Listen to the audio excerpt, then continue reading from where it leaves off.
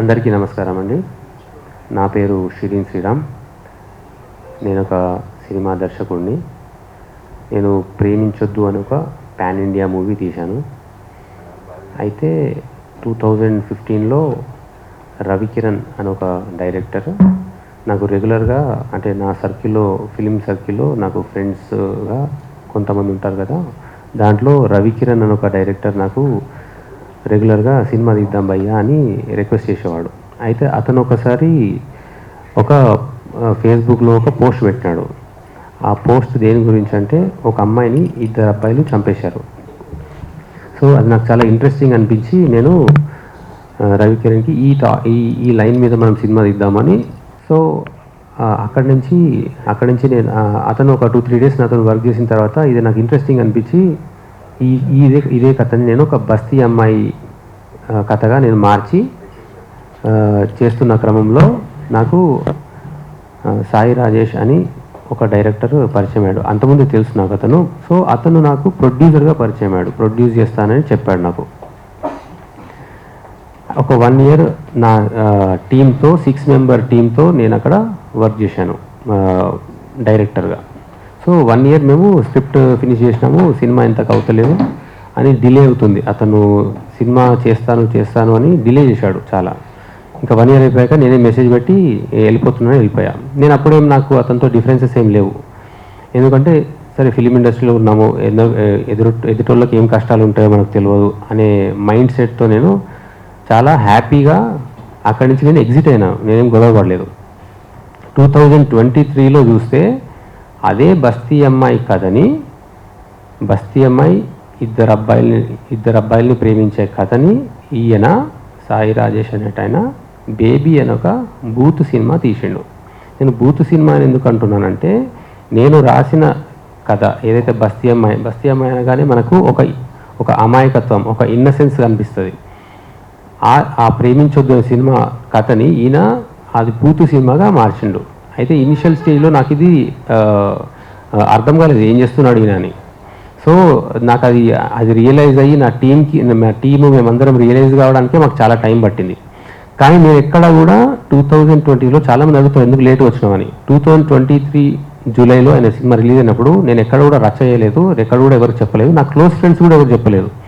ఇది మొత్తము నేను డైజెస్ట్ చేసుకొని ఇదంతా ఎట్లా జరిగింది, ఏంది, ఇట్లా ఎందుకు చేసిండు, అసలు ఇది అదే కథనా, ఏమనుకుంటున్నాడు ఈయన అని నాకు అది రియలైజ్ కావడానికి చాలా టైం పట్టింది. తర్వాత నేను దీనికి సంబంధించిన ఎవిడెన్సెస్ అన్నీ కలెక్ట్ చేసి అప్పుడు నేను లాయర్ నిఖిలేష్ గారిని కలిశాను. నేను లాయర్ నిఖిలేష్ మనతో. సో నిఖిలేష్ గారిని కలిసి డిసెంబర్లో నేను వాళ్ళకి ఒక లీగల్ నోటీస్ పంపాము. ఏది, నువ్వు కాపీరైట్ ఇన్ఫ్రింజ్ చేసినావు, మీ సినిమాలో మేము రాసిన వాటిలో మీకు ఒక 20 నుంచి 30 సీన్స్ తగులుతున్నాయి సేమ్, నువ్వు కాపీరైట్ ఇన్ఫ్రింజ్ చేశావని లీగల్ నోటీస్ పంపాము. ఆ లీగల్ నోటీస్ పంపితే యాక్చువల్లీ ఇవి ఇంత తప్పు చేసినా కూడా ఒక క్షమించుతూనే వెళ్ళిపోతుంది. అంటే అంత మైండ్ సెట్ ఉన్న పీపుల్ మనం. కానీ ఆయన ఏమన్నాడు అందులో లీగల్ నోటీస్ రిప్లైలో, షిరీన్ శ్రీరామ్కే నేను కథ చెప్పినా అని అన్నాడు. ఆయనట నా కథ చెప్పిండంట. ఆయనకంత సీన్ లేదు, ఆయనకంత కేపబిలిటీ లేదు. ఎందుకంటున్నా అంటే 2015లో హృదయకాలయం అనే ఒక సినిమాకి టీజర్ డైరెక్ట్ అండ్ ఎడిట్ చేసి ఇచ్చిన ఆయనకు ఫ్రీగా అంటే రిక్వెస్ట్ మీద ఎడిట్ చేసి ఇచ్చిన ఆయనకు నేను. అది యూట్యూబ్లో 1 మిలియన్ వ్యూస్ వచ్చింది. అది ఆయనకు అది పబ్లిసిటీగా ఉపయోగపడింది. అంటే తనకు ఫేవర్ చేసిన వాళ్ళని కూడా వెన్నుపోటు పొడవగలే అంత గొప్ప మనస్తత్వం ఉన్న పర్సన్ సాయి రాజేష్.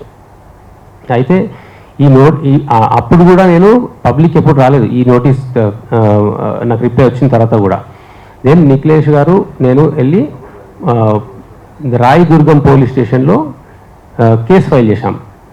ఇది ఎప్పుడు ఫిబ్రవరిలో ఫైల్ చేశాం. ఇంతవరకు నేను ఎక్కడా కూడా మీడియా దగ్గరికి వెళ్ళలేదు. అయితే మీడియాలో 2 డేస్ తర్వాత మీడియాలో కొంచెము దాని గురించి ఇన్ఫర్మేషన్ కరెక్ట్గా రాలేదన్నమాట. నేను యాక్చువల్లీ పోలీసు కేసు పెట్టిన తర్వాత మీడియాలోకి ఎట్లా వచ్చిందో నాకు తెలియదు. వాళ్ళ లీక్స్ వాళ్ళకు ఉంటాయి, వాళ్ళ సోర్సెస్ వాళ్ళకు ఉంటాయి, వాళ్ళు తీసుకున్నారు. దాని నుంచి తీసుకొని పేపర్లో రిపబ్లిక్ టీవీ అంత పెద్ద రిపబ్లిక్ టీవీ, టైమ్స్లో అంత పెద్ద ఛానల్స్ వెబ్సైట్లో ఆ న్యూస్ వచ్చింది కాబట్టి క్లారిఫికేషన్ చేసుకోవాల్సిన అవసరం నాకు ఉంది కాబట్టి నేను బయటికి వచ్చి ఒకే ఒక రోజు క్లారిఫికేషన్ ఇచ్చుకున్నా.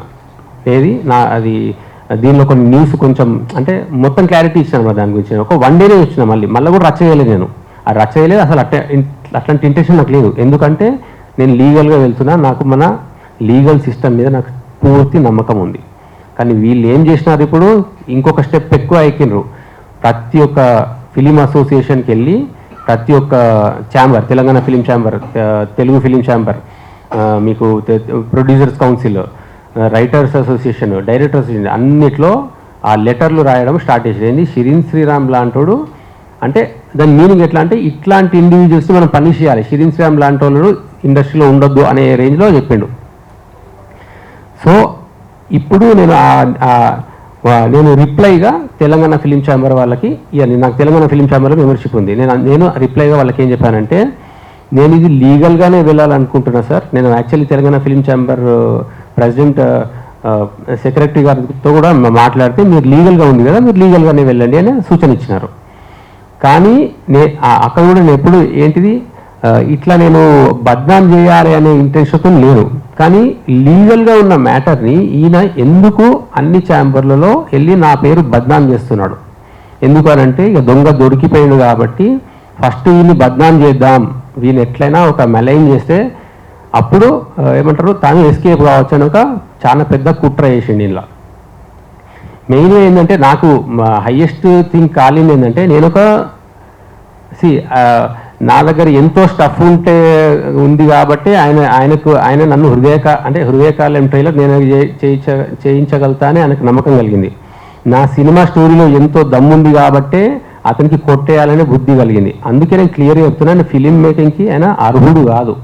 సో అందుకే ఇప్పుడు నేను ఈ పర్టికులర్ టైంలో ఎవిడెన్సెస్ అనేవి సబ్మిట్ చేయాల్సిన బాధ్యత నాకుంది కాబట్టి ఆ పూర్తి ఎవిడెన్సెస్ నేను మీడియా ముందుకు నేను ఈ టైంలో సబ్మిట్ చేస్తున్నాను. నేను ఛాంబర్లో సబ్మిట్ చేస్తాను, తెలుగు ఫిలిం ఛాంబర్లో సబ్మిట్ చేస్తాను, తెలంగాణ ఫిలిం ఛాంబర్లో కూడా నేను సబ్మిట్ చేస్తాను. ఇప్పుడు ఈయన చరిత్ర మొత్తము ఒక పుస్తకం అయింది. మెల్లిమెల్లిగా రాసుకుంటూ వెళ్తే ఇదంతా ఒక పుస్తకం లాగా తయారైంది. సో ఆ పుస్తకానికి నేను బేబీ లీక్స్ అని పేరు పెట్టాను. ఈ లీక్స్ ఇప్పుడు మీడియా ముందు నేను అందరికీ ప్రజెంట్ చేస్తున్నాను. అండ్ దీని తర్వాత రవికిరణ్ గారు ఒక 2 minutes మాట్లాడతారు. అండ్ లాయర్ గారు కూడా ఆయన పర్స్పెక్టివ్, ఇది లీగల్ ఇష్యూ ఏముంది దీనిలో అని మాట్లాడతారు. ఓకేనా? ఈ బుక్ టోటల్ 72 page బుక్ అండి. ఇది ఆన్లైన్ PDF కూడా దొరుకుతుంది. దీనికి వెబ్సైట్ కూడా ఉంది. ఈ వెబ్సైట్లో మొత్తం ఇదే బుక్ మొత్తం ఉంటుంది. ఈ బుక్ ప్రింట్ అందకపోయినా కానీ PDF ప్రింట్అవుట్ తీయచ్చు. ఈ వెబ్సైట్ babyleaks2023.blogspot.com, ఈ స్కాన్ కోడ్ కొట్టినా మీకు వచ్చేస్తుంది. మీడియాకి దీన్ని ఎక్స్ప్లెయిన్ చేస్తూ మేము వీడియోలు కూడా చేశాము. ఎందుకంటే ఎక్కడ కూడా మా సైడ్ తప్పు లేదని బలంగా నమ్ముతున్నాం కాబట్టి అతను ఒక క్రిమినల్ మైండెడ్ పర్సన్ కాబట్టి ఈ స్టెప్ తీసుకోవాల్సి వచ్చింది. ఒక్కసారి సారీ అనే మాటతోని పోయేదానికి, గోటితో పోయేదాన్ని గొడ్డల దాకా తెచ్చుకుంటా అంటారు కదా, ఒక్కసారితో పోయేదాన్ని ఇంత దూరం తెచ్చుకున్నాడు. మా సైడ్ ఫుల్ నిజం ఉంది కాబట్టి మేము ఈ పుస్తకం ఈరోజు రిలీజ్ చేయాల్సిన పరిస్థితి ఏర్పడింది. అండ్ దీని గురించి నాకు ఆ జర్నీ స్టార్ట్ అయినప్పుడు, ఎందుకంటే ఆ బేబీ డైరెక్టర్ ఏమంటున్నాడు, షిరిన్ శ్రీరామ్కి నేను కథ చెప్పినా అంటున్నాడు కదా, అది పచ్చి అబద్ధం అని చెప్పడానికి ఈరోజు రవికిరణ్ అని ఎవరైతే ఆ ఆర్టికల్ షేర్ చేస్తే అతనికి నేను స్పెషల్ థ్యాంక్స్ చెప్పాను. ఒక పేజ్ నెంబర్ తీయది ఒక్కసారి చెప్పేస్తాం 27 ఇది చూడండి. దీంట్లో రవికిరణ్ దీనిలో పెట్టాను, హాయ్ పీపుల్. ఇది మేము పబ్లిక్లో అనౌన్స్ చేసిన మా ప్రాజెక్ట్ ఆడిషన్స్ కూడా అయినాయి. మరి ఆయన ఏ వరల్డ్లో ఉంటున్నాడో తెలియదు. ఇది చాలా క్రిమినల్ యాక్ట్ ఇది. Hi people, is everything fine. I'm doing a movie with Amrutha productions, produced by Sai Rajesh and another big production house. ఈ బిగ్ ప్రొడక్షన్ హౌస్ అంటే ఇది గీతా ఆర్ట్స్. ఎందుకంటే నాకైనా గీతా ఆర్ట్స్కి పరిచయం చేస్తాను అన్నాడు కాబట్టి వెళ్ళినా ప్రొడ్యూస్ చేస్తా అంటే, లేకపోతే ఆయన దగ్గరికి వెళ్ళాల్సిన కర్మ నాకు లేదు, ఆయన కేపబిలిటీ నాకు తెలుసు. So it's a sensational coming of age teen love story, teenage love story ఇది.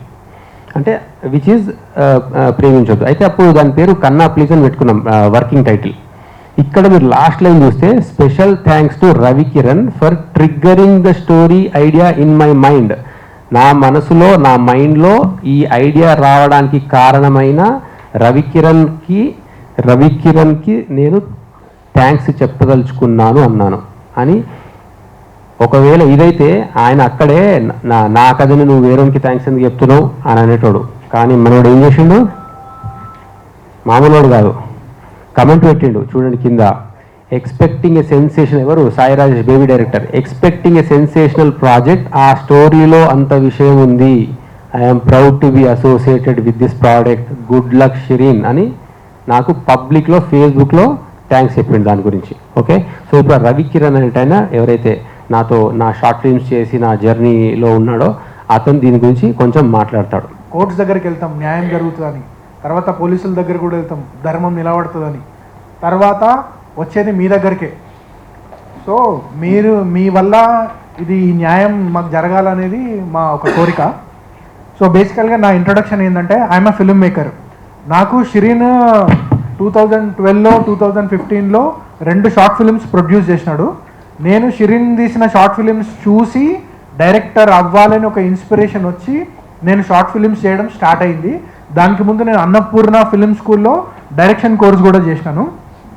సో నేను ఎవరెస్ట్ పర్వతం అనేది Tollywood first documentary feature film అనేది నేను చేసి అమెజాన్లో రిలీజ్ కూడా చేసినాను. నెక్స్ట్ మిస్టర్ కింగ్ 7777 అనే ఒక మూవీ కూడా డైరెక్ట్ చేస్తున్నాను. సో ఇక్కడ ఏంటంటే, ఇక్కడ నేను ఒక ప్రైమ్ ఎవిడెన్స్ అయిపోయింది. So I'm the prime evidence. So బేసికల్గా ఏం జరిగిందంటే 2015 ఆ టైంలో ఒక పేపర్ ఆర్టికల్ చూసిన. సో ఆ ఆర్టికల్ చూసి కొంచెం ఎమోషనల్ అయ్యి నేను ఫేస్బుక్లో పోస్ట్ చేసిన. సో చాలామంది నా ఫేస్బుక్లో చాలామంది ఉన్నారు, బట్ షిరీన్ ఆ చిన్న ఆర్టికల్ని చూసి ఇన్స్పైర్ అయ్యి దాంట్లో ఏదో విషయం ఉందని అతను నమ్మినాడు. సో కాల్ చేయడం జరిగింది, నేను షిరీన్ దగ్గరికి వెళ్ళడం జరిగింది. సో షిరీన్ నాకు ఏం చెప్పిండంటే, ఆ పేపర్ ఆర్టికల్ చూసి ఇది మూవీ తీస్తే ఎలా ఉంటుంది అని కాసేపు డిస్కషన్ కూడా చేయడం జరిగింది.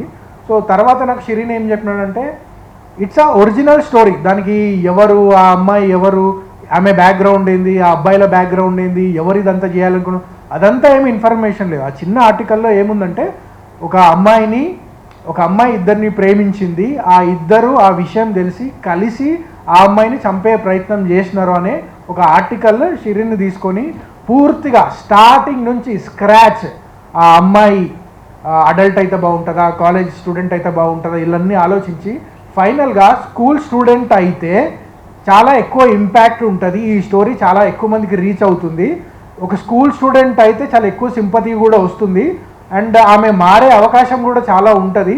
ఎందుకంటే చాలామంది స్కూల్ పిల్లలు ఉన్నారు కాబట్టి వాళ్ళు ఒక డిఫరెంట్ డైరెక్షన్లో వెళ్తున్నారు కాబట్టి వాళ్ళని ఒక మంచి దారిలో పెట్టడానికి షిరీన్ ఆ డిసిషన్ తీసుకొని ఆ అమ్మాయికి ఒక స్కూల్ స్టూడెంట్ అనే ఒక క్యారెక్టర్ ఆమెకి ఇచ్చి ఈ మూవీ స్టార్ట్ చేయడం జరిగింది. సో ఆ అబ్బాయిల క్యారెక్టర్ కూడా ఒకడు పేదోడు, ఒకడు రిచ్ గై ఇలా ఉండాలనే ఆ క్యారెక్టరైజేషన్ కూడా షిరీన్ నా కళ్ళ ముందట ఇదంతా చెప్పడం జరిగిందనమాట. సో ఈ ఫిలిం కోసం స్టార్టింగ్ డే 1 ఫస్ట్ థాట్, మొదటి ఆలోచన నుండి ఈ రోజు వరకు నేను షిరీన్ ట్రావెల్ మొత్తం చూస్తున్నాను. సో ఇక్కడ నేను చెప్పేది ఏంటంటే, ఇప్పుడు వాళ్ళు నిజం చెప్తున్నారా మేము నిజం చెప్తున్నా ఇదంతా తేల్చాల్సింది మనం కాదు. నేను లై డిటెక్షన్ టెస్ట్ కోసం నేను రెడీ. సాయి రాజేష్ రెడీయా? ఈరోజు నేను లై డిటెక్షన్ ఒక్కసారి కాదు 10 సార్లు వస్తా.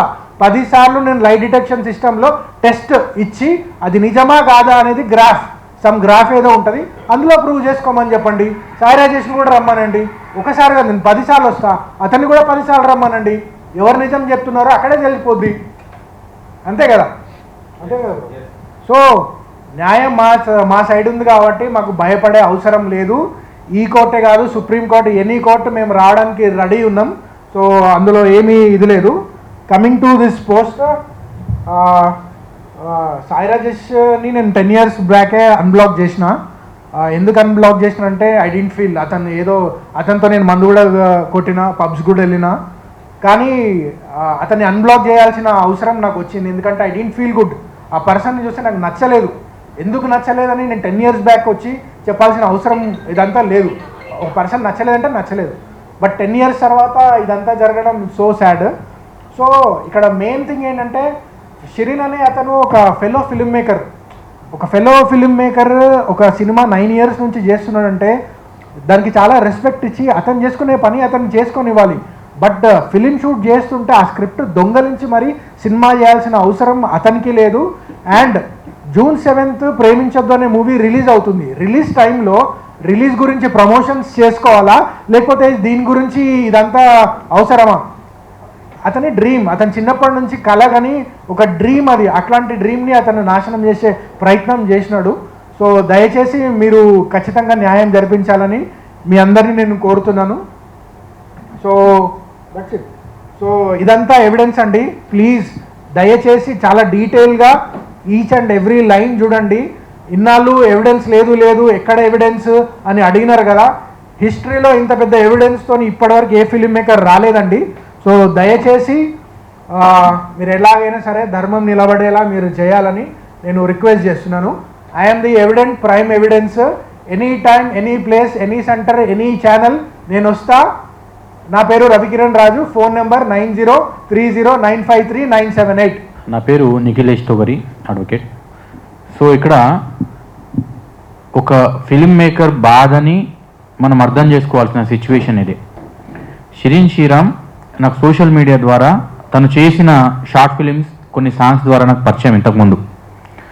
సో నేను సోషల్ మీడియాలో తన వర్క్ నేను చాలా మెచ్చుకునేవాడిని. బికాస్ ఆయన ఫోటోగ్రఫీ కానివ్వండి, వీడియోగ్రఫీ కానివ్వండి చాలా అద్భుతంగా తీసేవాడు. అండ్ 1-2 సార్లు నేను కామన్ ఫ్రెండ్స్తో కూడా నేను మాట్లాడా. చాలా nice person, nice human being. ఇక్కడ వన్ డే ఏం చేశాడంటే ఆయన నాకు కాల్ చేసి, సార్ ఇట్లా ఒక చిన్న పని ఉంది, ఒకసారి అపాయింట్మెంట్ కావాలి అన్నాడు. విషయం ఏంటండి అని అడిగాను నేను. ఏం లేదండి, నేను మూవీ ఒకటి తీశాను, ఇప్పుడు ఈ మధ్య బేబీ మూవీ వచ్చింది కదా, నాది కాపీ కొట్టారు అని చెప్పారు. నేను చాలామంది ఇలా అంటుంటారు కదా అని చెప్పి నేను కూడా సరే కలుద్దాంలేండి అని చెప్పి చిన్నగా అవాయిడ్ చేయడానికి స్టార్ట్ చేశాను. అదే ఏదో ఉంటుంది, ఎక్కడో చిన్న ఒక సీను, ఒక షార్ట్ ఎక్కడో మ్యాచ్ అయి ఉంటుందిలేండి అనుకున్నాను నేను. కానీ ఆయన అలా నేను 1 month అపాయింట్మెంట్ కూడా ఇవ్వాల. 1 month, 1.5 month తర్వాత ఆయన కంటిన్యూ కాల్ చేస్తున్నాడు. సరే ఏదో పనిలో ఉన్నాను, నేను చేద్దాంలే అని అనుకున్నాను. కానీ ఒకరోజు గట్టిగా కొంచెం మాట్లాడాడు, సార్ ఒక్కసారి 1 గంట కూర్చుందాం మనం అని చెప్పాడు. సరే అని చెప్పి 1 గంట కూర్చుందాం ఏంటి అని చెప్పి చూసుకున్నాను.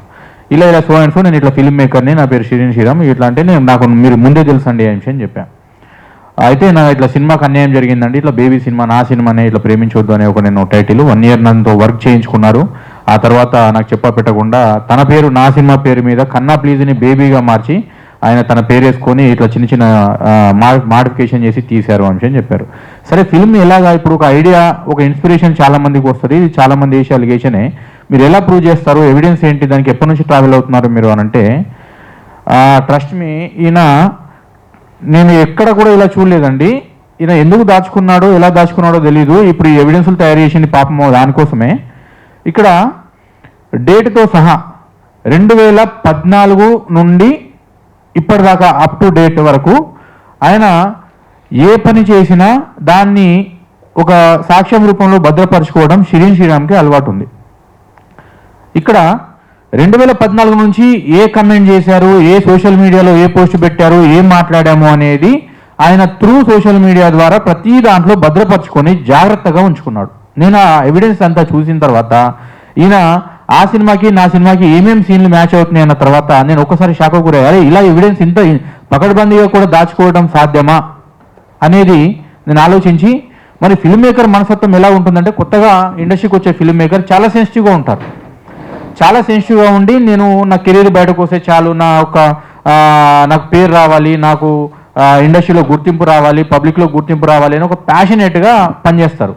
అలాంటి క్రమంలో ఈయన తీసే సినిమాని, ఈయన ఆస్తిని, ఈయన ఇంటలెక్చువల్ యొక్క ప్రాపర్టీని ఎవరో సడన్గా దొంగతనం చేసి ఈయన పుట్ట కొడితే ఆ బాధ ఎలా ఉంటుందో నాకు తెలుసు. ఎందుకంటే నాకు లిటరేచర్ మీద నాకు కొంచెం గ్రిప్ ఉంది. నేను కూడా ఫిల్మ్ మేకింగ్ సైడ్ ఒక కన్నేసి ఉంచాను అనమాట. సో దానివల్ల ఒక క్రియేటివ్ పర్సన్ యొక్క బాధ ఏందనేది నాకు అర్థమైంది. అరే ఇలాంటి పర్సన్ అన్యాయం జరగకూడదు కదా అని చెప్పి నేను, సరే మరి మీ ఎవిడెన్స్ ఉంటే దాన్ని కేసు ఎందుకు ఫైల్ చేయలేదు, ఇన్ని రోజులు ఇంత లేట్ ఎందుకు చేశారు అని అడిగాను. మేము షాక్కు గురయ్యి టీం అందరూ డిస్కస్ చేసుకొని ఆయనకి బయటపడడానికి మాకు చాలా టైం పట్టింది సార్, ఎలాగైనా మనము దీన్ని నాకు మంచి గైడెన్స్ ఇవ్వండి అనేసరికి సరే అని చెప్పాను. ఇమీడియట్గా అబ్బాయి వెళ్ళి రాయదుర్గం పిఎస్ అండర్లో వచ్చింది, వీళ్ళు ఆఫీస్ పనిచేసిన ఆఫీసు 1 year పనిచేశారు వీళ్ళు ప్రీ ప్రొడక్షన్ కోసం, ఏది బేబీ సినిమా కోసం. ఆ రాయదుర్గం పిఎస్లో కంప్లైంట్ ఇస్తే పోలీసులు కూడా ఎవిడెన్స్ చూసి షాక్ అయ్యారు. అరే ఇంత గొప్ప ఎవిడెన్స్ దాచుకున్నాడు అబ్బాయి, ఇలాంటి అబ్బాయికి అన్యాయం జరగకూడదు అని వాళ్ళు కూడా కొంచెం సెక్షన్ ఆఫ్ లా చూసుకొని ఇచ్చిన కంప్లైంట్ మీద వర్క్ చేసి వాళ్ళు 420, 120B, 63A కాపీరైట్ యాక్ట్, ఆ తర్వాత 109 ఐపీసీ సెక్షన్ల కింద కేసు ఫైల్ చేశారు. ఆ తర్వాత ఇది లీగల్ సిస్టంలో ఇన్వెస్టిగేషన్లో ఉంది. Okay, well and good. అయితే ఇప్పుడు కూడా ఏంటంటే తన మూవీ ప్రమోషన్లో ఆయన పని ఆయన బిజీ ఉంటే ఈయన మీద ఇంకా ఫాల్స్ అలిగేషన్స్ చేస్తూ కంప్లీట్గా ఈ యొక్క ఛాంబర్స్కి ఈయన మీద తప్పుడు లెటర్స్ రాస్తున్నాడు. దాన్ని చూసి కూడా సార్ నా సినిమా నేను రిలీజ్ చేసుకుంటున్నాను, నేను నా మీద తప్పుడు అలిగేషన్స్ చేస్తున్నారు అని చెప్పానంటే మరి ఏం చేస్తారు అని అంటే, నేను అది ఎవిడెన్స్ ఉన్నాయి సార్, ఇక తప్పదు కోర్టుకు సబ్మిట్ చేయాల్సిన ఎవిడెన్స్, నేను దాంట్లో కొంత భాగం మాత్రం నేను మీడియా ముఖంగా నేను నా మీద ఇంత నిందలు ఆల్రెడీ ఒక బాధలో ఉన్నా ఇంకో బాధ నేను భరించలేను అని మీడియా ముఖంగా కొన్ని ఎవిడెన్స్ తీసుకొని ఇలా మా అందరికీ ప్రతిసారి వెళ్ళే బదులు అందరికీ ఒకేసారి ఇలా ఇచ్చేసి సరిపోతుందని బుక్ రూపంలో తయారు చేసుకున్నాడండి. ఇది ఎక్సలెంట్. సరే, వాట్ ఎవర్. యాక్చువల్గా ఏంటంటే ఈ ఇష్యూ అనేది లీగల్ ఇష్యూ ఉంది, కోర్టులో ఇది ఉంది, నడుస్తుంది. చట్టం మీద అందరికీ నమ్మకాలు ఉన్నాయి. అండ్ ఇప్పుడు వచ్చే కొత్త చట్టాలు మీ అందరికీ తెలుసు, కొత్త చట్టాలు చాలా బలంగా రూపొందించుకున్నాయి. ఈ ఎవిడెన్స్ ప్రకారం కొత్త చట్టాలతోని ఇక ముందు జరగబోయేది ఏదైతే ఉంటుందో దాంట్లోంచి అఫెండర్ తప్పించుకునే ఛాన్స్ కూడా ఉండదు. మళ్ళీ ఫాల్స్ అలిగేషన్ చేసినందుకు మిగతా కేసులు కూడా ఇంకా వేరే కేసులు కూడా పెట్టే అవకాశం ఉంటుంది అబ్బాయికి. 100%గా ఆయన 3 డిమాండ్స్ చేస్తున్నారు. ఇది ఆ 3 డిమాండ్స్ని మీరు లీగల్గా తేల్చుకుంటారా లేకపోతే ముందే మీరు ఏదైనా సెటిల్మెంట్ చేసుకుంటారా అనేది అది మీ ఇష్టం. ఆయన 3 డిమాండ్స్ ఇచ్చారు. ఏంటి అంటే, ఒకటి, నిజాన్ని ఒప్పుకోండి, ఇట్లా ఫాల్స్ అలిగేషన్ చేయకండి, స్టోరీ నాది, నేను ఇలా కాపీ కొట్టాను అని నిజాన్ని ఒప్పుకోండి అందరి ముఖం ముందర అని చెప్పి ఒకటి డిమాండ్ చేస్తున్నారు. రెండోది, కాపీరైట్ యాక్ట్ ప్రకారం కంపెన్సేషన్ ఏదైతే ఈయన ఆస్తి intellectual property has huge value. అంటే ఎట్లా అంటే, ఇప్పుడు ఒక నార్మల్ ఒక ఇల్లుకు ఒక రేటు కట్టొచ్చు, ఒక ప్లాట్కి ఒక రేటు కట్టొచ్చు, ఒక ప్రొడక్ట్కి ఒక రేటు కట్టొచ్చు. కానీ మీకు ఒక పదానికి, ఒక ఇంటలెక్చువల్ ప్రాపర్టీకి, ఒక స్టోరీకి దానికి రేటు కట్టడం అనేది చిన్న విషయం అవుతుంది. అంటే ఒక క్రియేటివ్ పర్సన్కి అనేది ఒక రేటు కట్టడం అనేది చిన్న విషయం అవుతుంది. సో కాపీరైట్ ప్రకారము ఇప్పుడు నెక్స్ట్ జరగబోయే ఏదైతే సినిమాలు అతను హిందీ అంటున్నారు, ఇంకా వేరే లాంగ్వేజ్లు అంటున్నారో అన్నిటికీ ఈయన పేరు వేయాలనేది రెండో డిమాండ్. దాంతోపాటు ఇప్పటిదాకా వాళ్ళు ఏదైతే ఈయన ప్రాపర్టీ మీద వాళ్ళు సంపాదించుకున్న పేరు కావచ్చు, డబ్బు కావచ్చు, దాంట్లోంచి కూడా చట్ట ప్రకారం ఎంతైతే ఈయన షేర్ కావాలో అంతా డిమాండ్ చేస్తున్నారు. అలాగే మూడో డిమాండ్ ఏంటంటే, వీళ్ళు స్క్రిప్ట్ను అమ్మకూడదు అండ్ స్క్రిప్ట్ను వేరే భాషలోకి డబ్ చేయాలన్నా రీమేక్ చేయాలన్నా చట్ట ప్రకారం నాకే చెల్లుతుంది కాబట్టి అది కూడా నాకే ఇవ్వాలని శ్రీరామ్ గారు మీడియా ముఖంగా అందరికీ చెప్పదలుచుకున్నారు.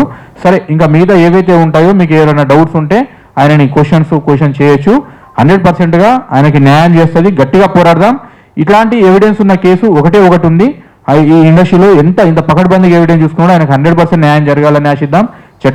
కొత్త చట్టాలు, కోర్టులు నిజానికి మంచి పర్సన్కి ఎప్పుడు కూడా అండగా ఉంటాయి. మనం కూడా అండగా ఉందాం. ఆయనకి న్యాయం జరుగుతుంది.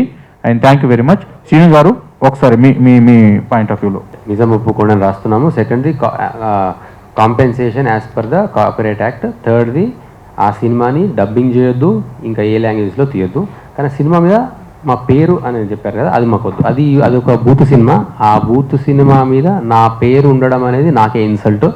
అట్లాంటి డిమాండ్ నాకు లేదు ఇది. ఓకే, సో అంతే అండి. ఏమన్నా క్వశ్చన్స్?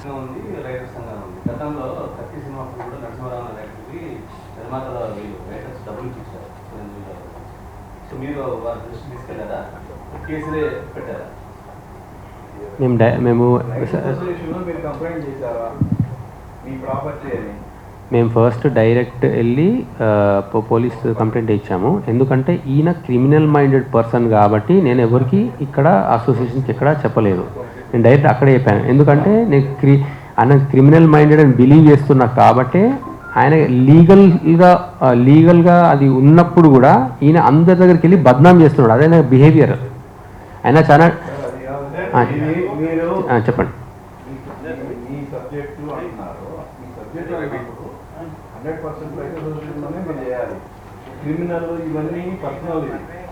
పర్సనల్ ఎందుకు అవుతుంది? నేను I'm believing the system in the country.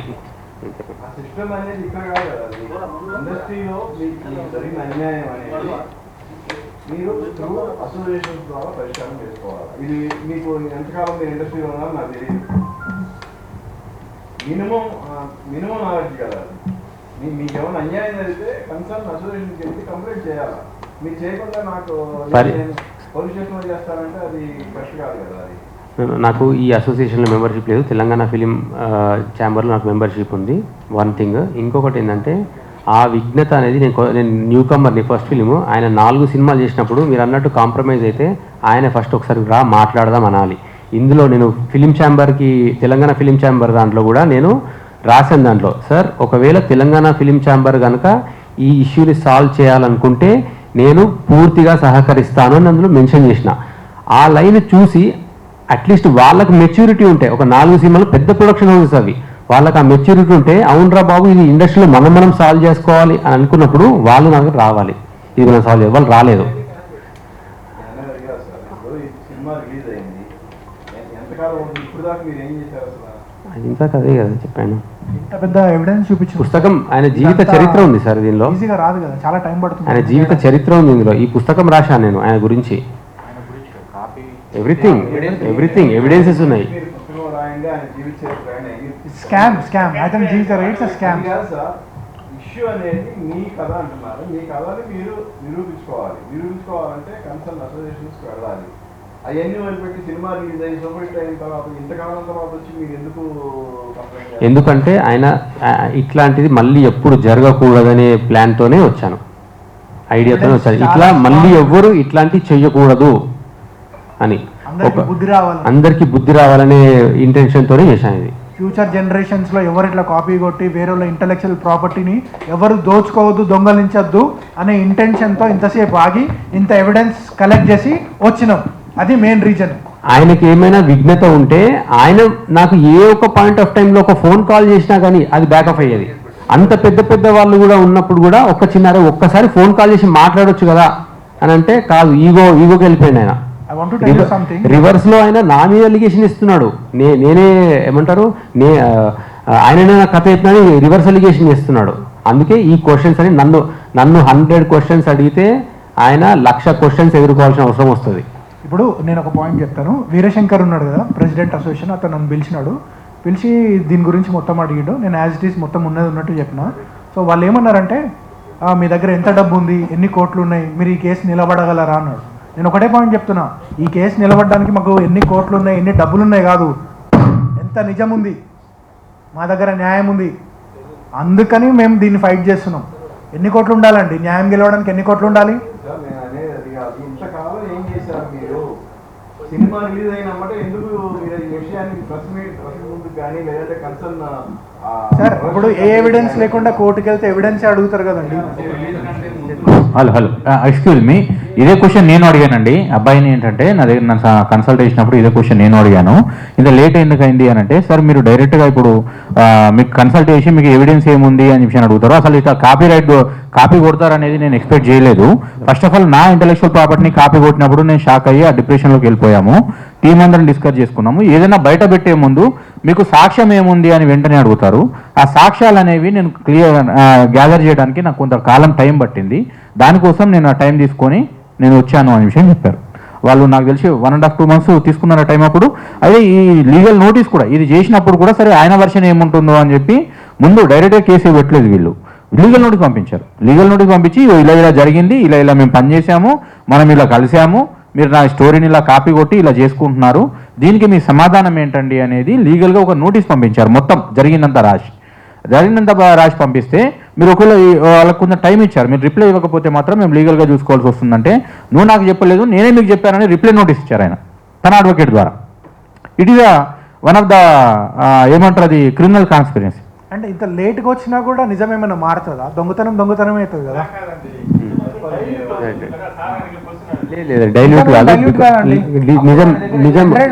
నిజం ఎప్పుడు డైల్యూట్ కాలేదండి. చరిత్ర మొత్తం మీరు తిరిగేసి చదువుకోండి. నిజం అనేది ఎప్పుడు సరే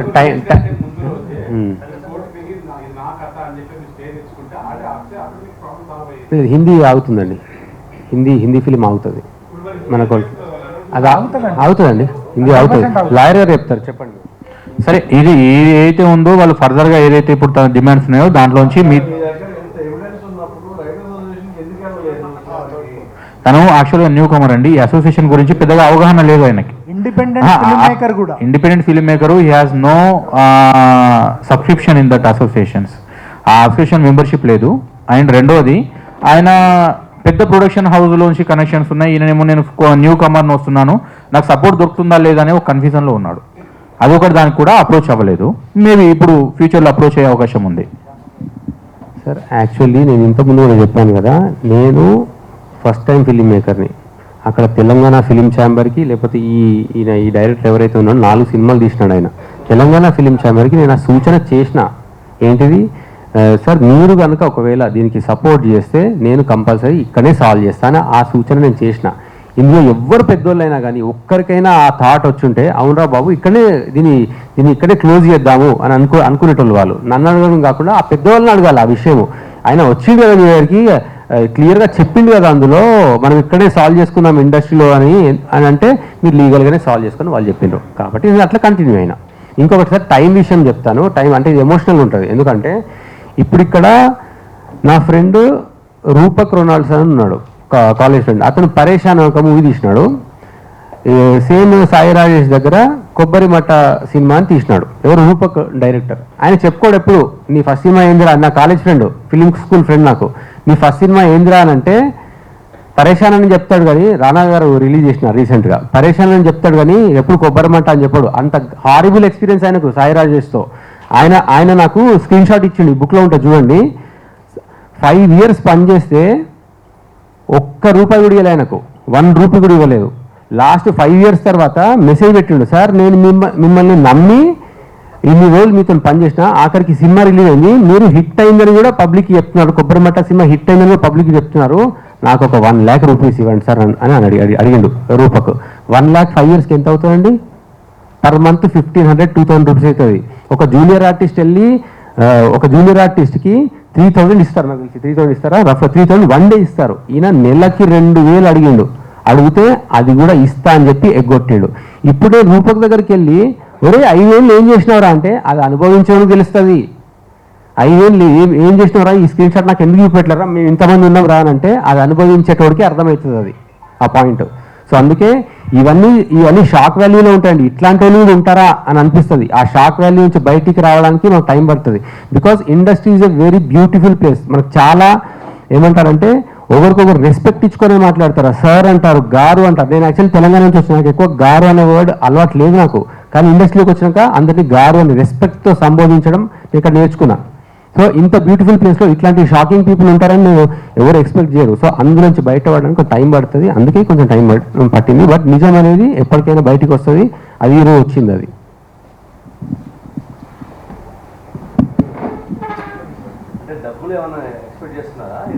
సార్ ఇక్కడ సెకండ్ డిమాండ్ ఉంది, compensation as per the copyright act 1952. అంటే అది ఫైనల్ తీర్పు ఏదైతే ఇస్తారో వాళ్ళ దాన్ని బట్టే వెళ్తాం. అది కోర్ట్ ఇది ఇప్పుడు దీన్ని ఏం పెట్టాను, తెలంగాణ ఫిలిం ఛాంబర్లో నా మీద అన్ని ప్లేసెస్లో అలిగేషన్స్ చేస్తున్నారు.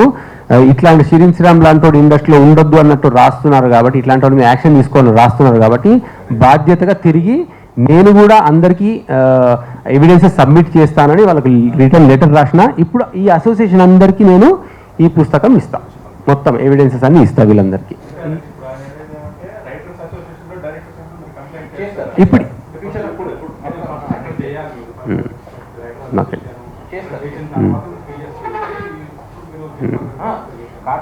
అసోసియేషన్కి కంప్లైంట్ ఇవ్వడానికి పిఎస్కి వెళ్ళడానికి సంబంధం లేదండి. లీగల్గా మనం ఎప్పుడైనా మనం డైరెక్ట్గా పిఎస్కి ఇచ్చేయచ్చు. అసోసియేషన్ అనేది ప్రైవేట్ బాడీ, జనరల్ ఇండస్ట్రీ. లేదు అక్కర్లేదు. అక్కడ నుంచి మనం డైరెక్ట్ రిజిస్ట్రేషన్ కాపీరైట్ ఇది చేసుకున్నా సరిపోతుంది. ఇంకో 2-3 రకాలు కూడా రిజిస్ట్రేషన్స్ ఉంటాయి. అబ్బాయి చేశాడు అది. ఒక ఓన్లీ కాపీ రైటర్స్ అసోసియేషన్లోనో డైరెక్టర్ అసోసియేషన్లోనో కాపీరైట్ రిజిస్ట్రేషన్ చేస్తేనే రిజిస్ట్రేషన్ అవుతుంది అనేది ఇన్ని రోజులు అనుకుంటారు. అది కాదు. రిజిస్ట్రేషన్ ఇంకో 2 రకాలు కూడా ఉంటుంది. అది తను ఆ జాగ్రత్త పడ్డాడు. కాపీరైట్ ఏదైతే బేబీ సినిమా ఆయన ఏదైతే రిజిస్ట్రేషన్ చేసుకున్నాడో అంతకు ముందే ఆ స్క్రిప్ట్ అనేది ఇతని దగ్గర రిజిస్టర్ అయి ఉంది. ఓకే, కోర్టుకు కావాల్సిన ఎవిడెన్స్ లీగల్గా he is a very strong. Okay, so ఇప్పుడు మీరు ఏదైతే అంటున్నారో 100% పెద్ద మనుషుల దృష్టికి తీసుకెళ్తారో, వాళ్ళు ఏదైతే న్యాయం చెప్తారో ఆ రూట్లో ఫాలో అవ్వడానికి కూడా తనకు నచ్చితే ఈజ్ రెడీ.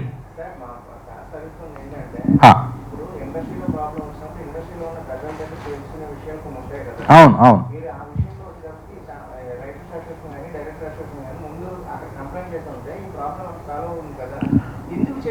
అయితే డైరెక్టర్ అసోసియేషన్లో ఆయన మెంబర్షిప్ లేదు ఒకటి, ఆ మెంబర్స్ వాళ్ళకు మాత్రమే వాళ్ళు హెల్ప్ చేస్తారు ఒకటి. కాపీరైట్ అసోసియేషన్ అంటే ఇది రైటర్ అసోసియేషన్లో కూడా మెంబర్షిప్ లేదు, అక్కడ మెంబర్షిప్ తీసుకుంటేనే వీళ్ళు హెల్ప్ చేస్తారు. ఇప్పుడు తీసుకుంటున్నారు, నెక్స్ట్ ఫ్యూచర్లో ఏంటంటే అప్కమింగ్ డేస్లో తీసుకుంటారు. అది ఆ పెద్ద మనుషుల మధ్యలో కూడా కూర్చుంటారు, ఎందుకంటే తన మీద ఫాల్స్ అలిగేషన్ చేస్తున్నాడు కాబట్టి. అన్నీ చేస్తాము, ఎందుకంటే నేను ప్రామిస్ చేసిన తెలంగాణ ఫిలిం ఛాంబర్కి నా మీద అలిగేషన్ అసోసియేషన్లు వస్తున్నాయి కాబట్టి నేను అందరికీ నేను ఎవిడెన్సెస్తో త్వరలో వస్తాను అని చెప్పాను. ఈవెన్ ఆ రోజు ఎప్పుడైతే న్యూస్ పేపర్లో వచ్చిందో మీడియా మిత్రులకు కూడా కొందరు నాకు ఇంటర్వ్యూ చేసినారు ఒకరోజు, వాళ్ళకు కూడా నేను ఎవిడెన్సెస్ ఇస్తాను, వెయిట్ చేయను అన్నాను. ఇప్పుడు నేను ఇస్తాను అందరికీ. ఇది చాలా కష్టపడి చేసిన ఫిలిం అండి, చాలా టీం, చాలా huge work. So June 7th ఈ మూవీ రిలీజ్ అవుతుంది. ఇప్పుడు ఆ సాయి రాజేష్ బలుపు ఏంటంటే అంత పెద్ద హిట్ సినిమా నేను ఇచ్చిన, అందుకే నేను ఏమైనా చేయొచ్చు, ఇండస్ట్రీలో ఏం చెప్పినా నడుస్తా అనే ఒక బలుపుతో ఉన్నాడు. సో ప్రేక్షకులకి రిక్వెస్ట్ చేసేది ఏంటంటే దయచేసి ప్రేమించొద్దు ఫిలిం మీరు అందరూ చూసి దాన్ని ఘన విజయాన్ని చేసి ఒక చెప్పుతో కొట్టినట్టు సమాధానం మీరే ఇవ్వాలని నేను మనస్ఫూర్తిగా కోరుకుంటున్నానండి.